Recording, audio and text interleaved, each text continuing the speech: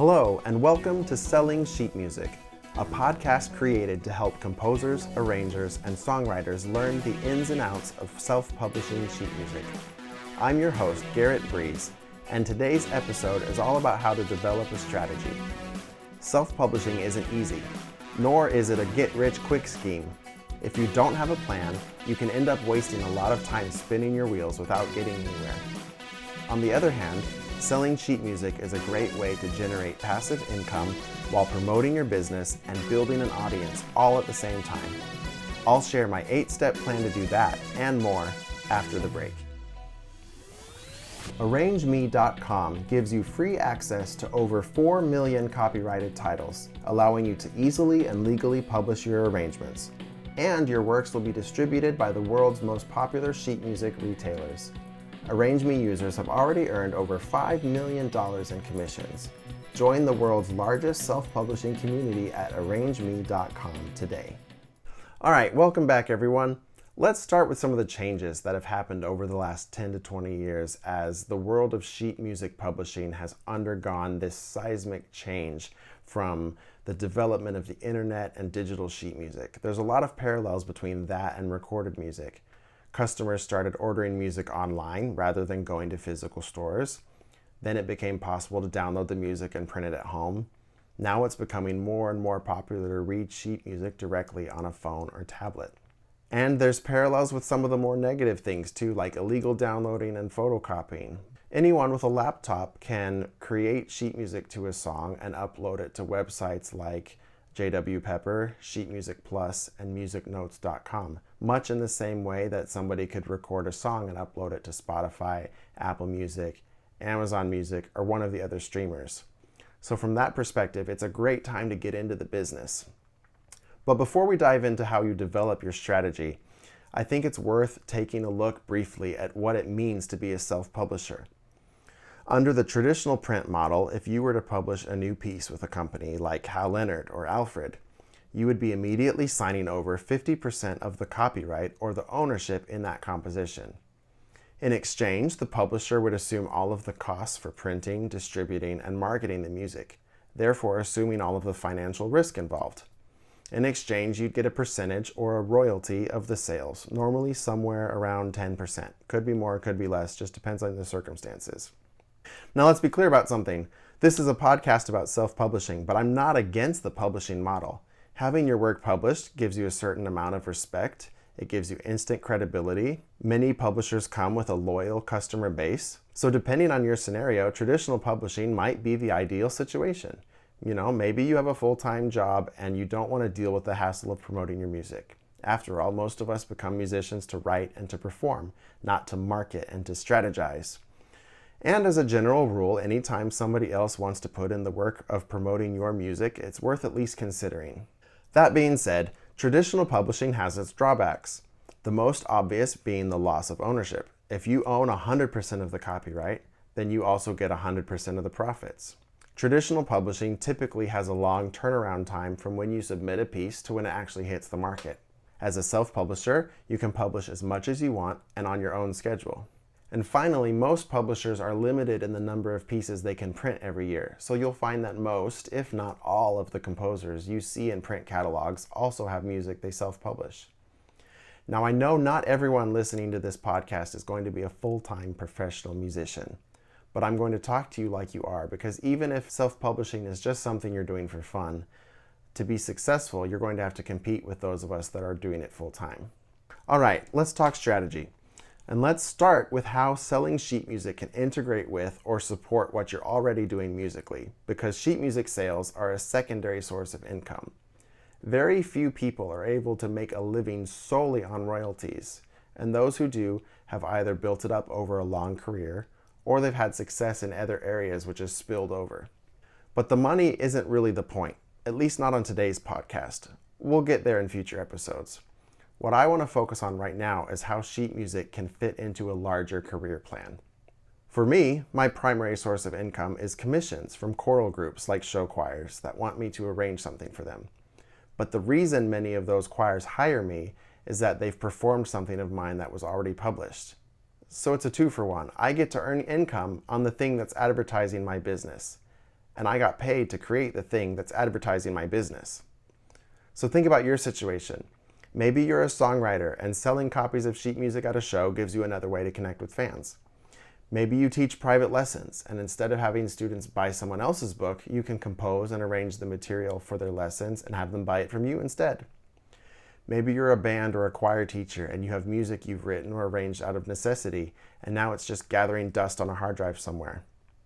Maybe you're a YouTuber and you can post sheet music that links to your videos and videos that links to your sheet music. What we're really talking about here is finding your niche, and that's step 1 of my 8-step plan to starting a self-publishing business. The music business is kind of funny because your clients will expect you to be able to do anything and everything for them, but they won't trust you to do anything for them unless you've proven yourself in a specific area first. It's almost the opposite of med school. In med school, you start general and then you specialize later on in your residency. In music, you start with one specific thing and then you can expand to other areas.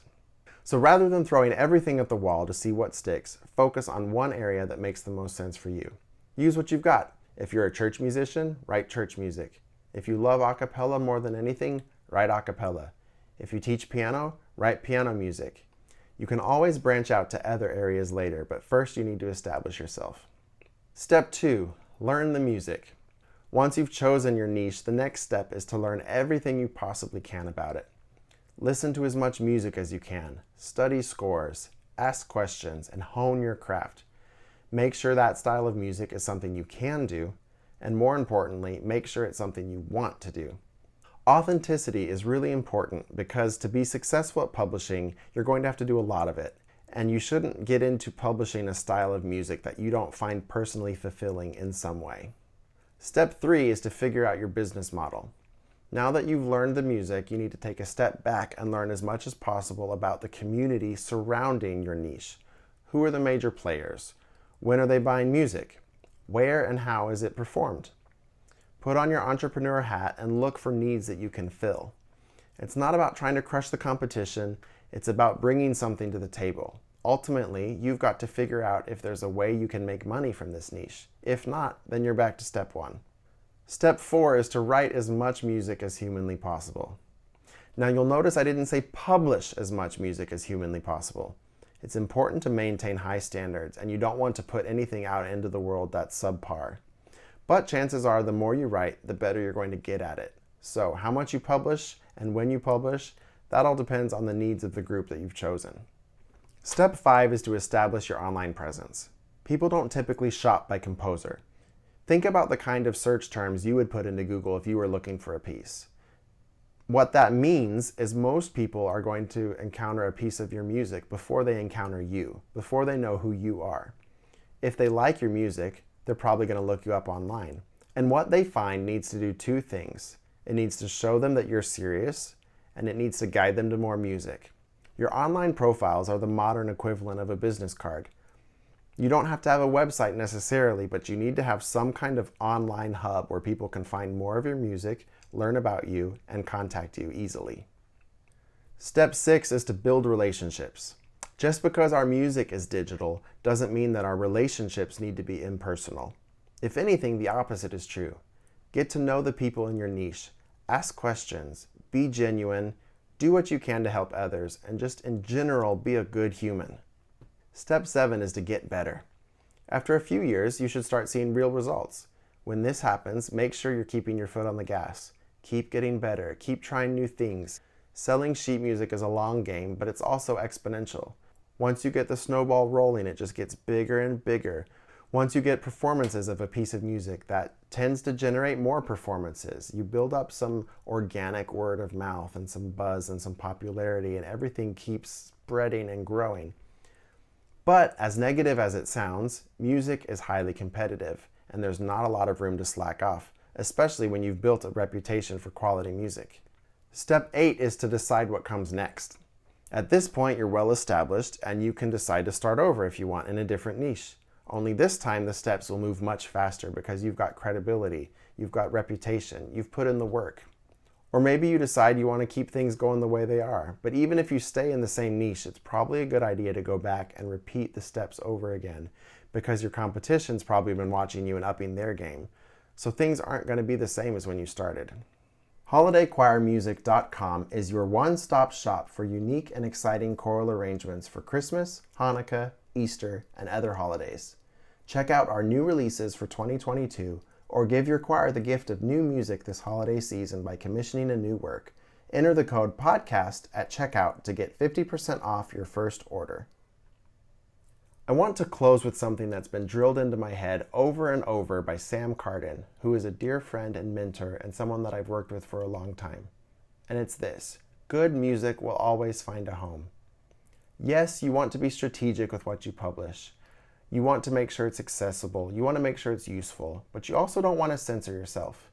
Music's a creative activity, and everyone has different tastes. You might have an idea for something you don't think anyone's going to care about, but you never know. You might be surprised.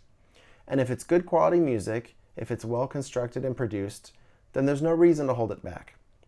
So let that weird idea play out. Try that new combination of instruments. There's already so much normal music out there. The publishers are full of normal music. We've all got normal music.